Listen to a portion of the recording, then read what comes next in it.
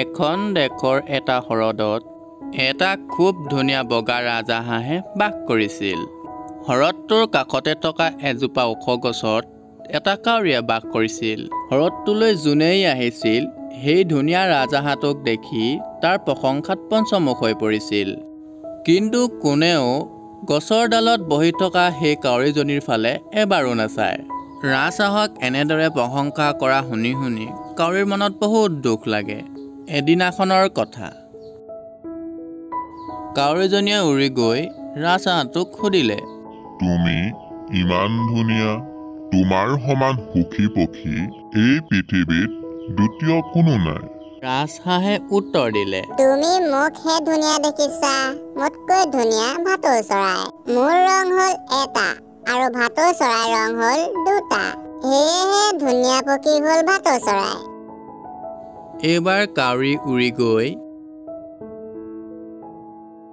ভাটৌ চৰাইৰ ওচৰ পালেগৈ আৰু ক'লে, তুমি ইমান ধুনীয়া, এই পৃথিৱীত তুমি আটাইতকৈ সুখী চৰাই। কাউৰীৰ কথা শুনি ভাটৌৱে ক'লে, এয়া তুমি কি কথা কৈছা? ময়ূৰলৈ চোৱাচোন, বিভিন্ন ৰঙেৰে ৰঙীন ময়ূৰ, কি যে ধুনীয়া।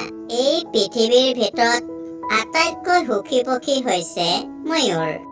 এই কথাষাৰ শুনি কাউৰীয়ে চিৰিয়াখানাত থকা এটা ময়ূৰ চৰাইৰ ওচৰলৈ গ'ল।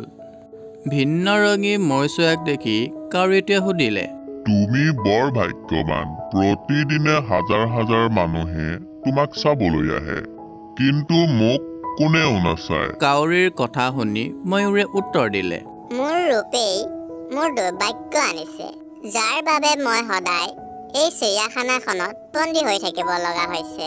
মই ভাবোঁ কাউৰীয়ে আটাইতকৈ সুখী চৰাই, কাৰণ কাউৰীক কোনেও বন্দী কৰি নথয়। মই যদি কাউৰী হলোহেঁতেন, কিমান যে মুক্ত মনে আকাশত উৰি থাকিব পাৰিলোহেঁতেন। কাউৰীয়ে এই কথা শুনি বহুত আনন্দ পালে আৰু তাৰ পৰা উৰি গুচি গ'ল। ইয়াৰ পৰা আমি শিকিলোঁ যে নিজৰ যি আছে তাকে লৈ সন্তুষ্ট হৈ থাকিবলৈ শিকিব লাগে। ভিডিঅ'টো যদি চাই ভাল পায় প্লিজ ছাবস্ক্ৰাইব কৰি দিব।